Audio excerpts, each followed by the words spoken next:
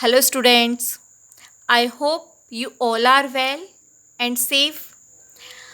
In my previous video, in part first, I have explained you the definition of pronoun and personal pronoun. And as I told you that the personal pronoun is used for person and things.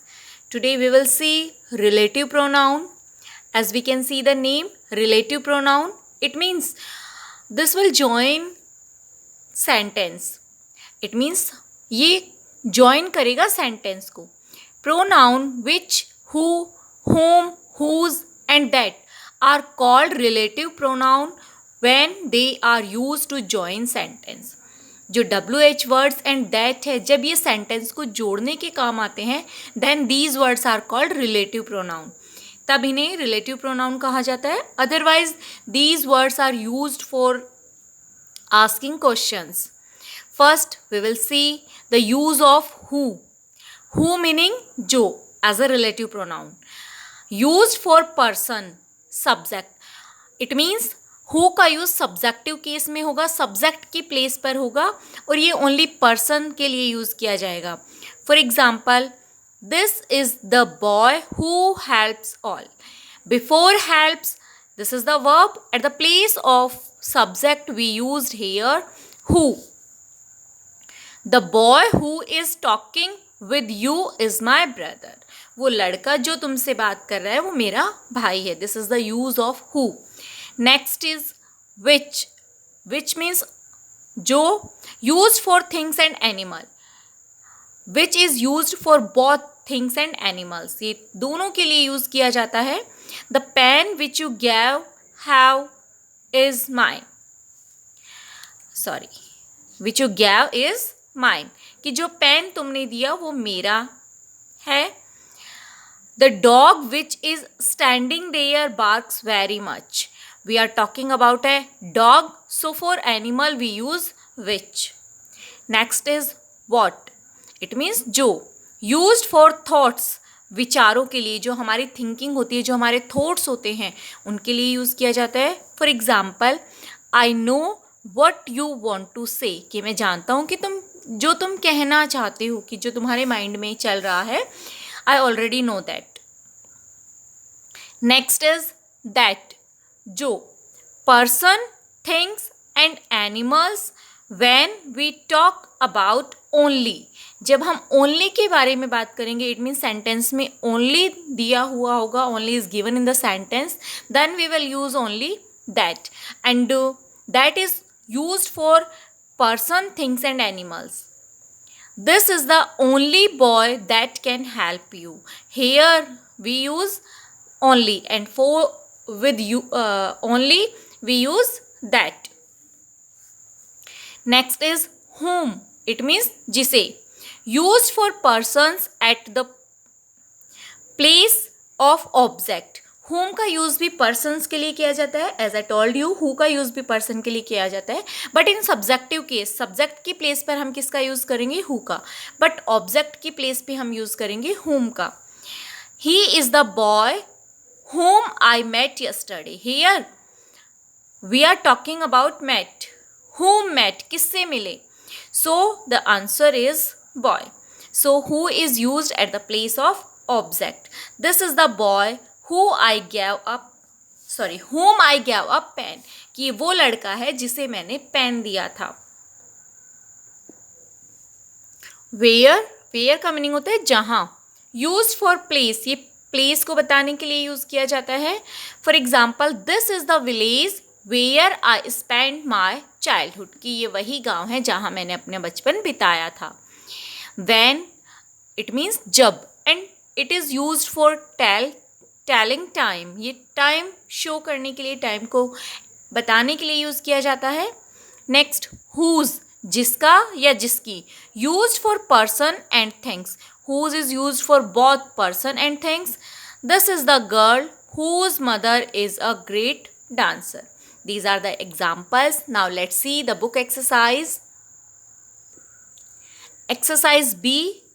Fill in the blanks with possessive adjectives. And as I told you in my previous video about possessive adjectives, that the word my, your, his, her, its, are, and their. These are possessive adjective. What is Mary Adam saying? Mary Adam, she is a girl, and she is saying something. Complete the paragraph using my, your, his, her, or, and their. It means we have to mention here possessive adjectives. In first, my first name is Mary. मेरा जो पहला name है वो Mary है. My family name is Adams. जो हमारी family का name है, फैमिली जो जिस नेम से फेमस है, that is Adam. What about you.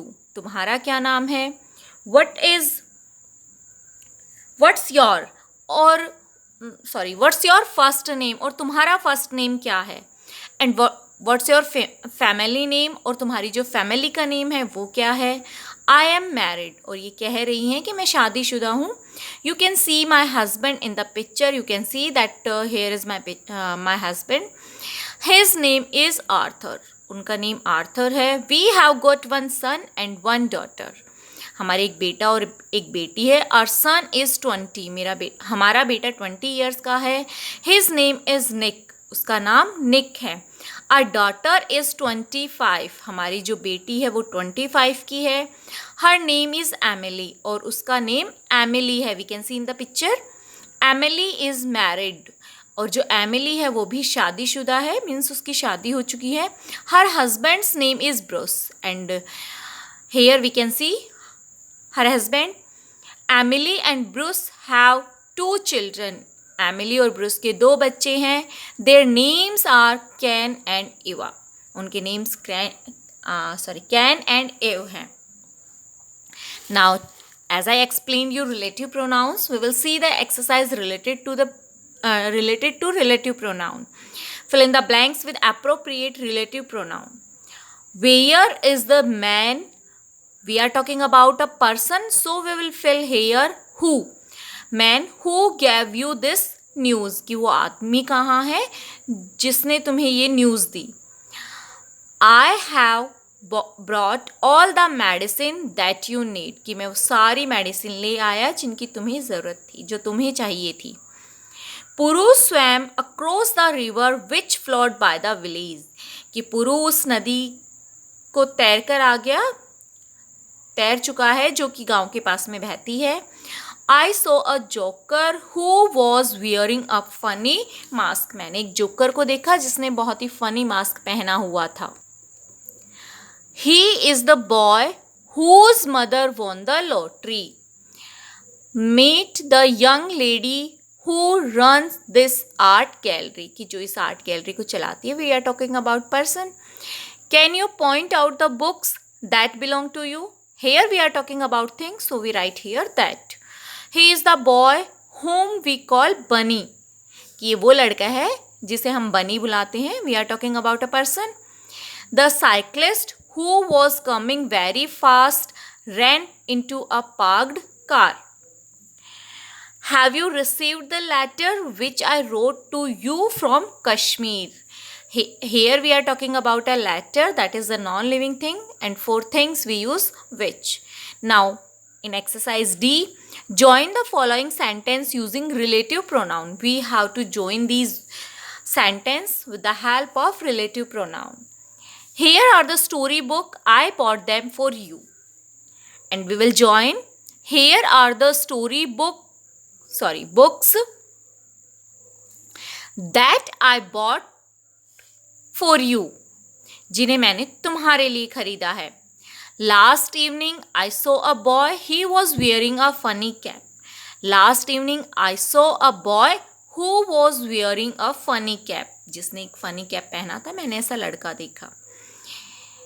Third, this is the girl the president has given her a bravery award.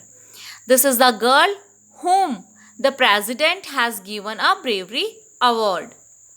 The story was very interesting. You narrated it to me. The story was very interesting which you narrated to me. कि जो कहानी तुमने मुझे सुनाई थी वो interesting थी. Simran thanked the doctor. He had saved the dog. Simran thank the doctor who has saved the dog. जिसने डॉग को बचाया था उस डॉक्टर को सिमरन ने थैंक्स कहा. The train is bound for Chennai. It has just left the platform.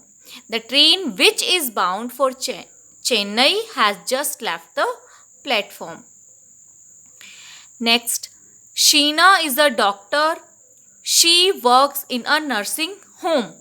Sheena is a doctor who works in a nursing home. The boy met with an accident. He is in the hospital. The boy who met with an accident is in hospital. जिस लड़की का accident हुआ वो hospital में है. The pen is missing. It is in my bag. कि pen bag खो गया है. जो बैग वो मेरे बैग में था. When we join it, the pen is missing which is in my bag. कि जो मेरे बैग में पेन था वो खो गया है. I have met a lawyer. He is very popular among the people.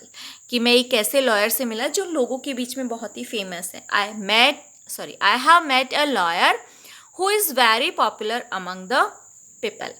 I hope you have understand. You have to do these exercise in your book. If you don't have book, you have to do these in your notebook. Thank you and have a nice day.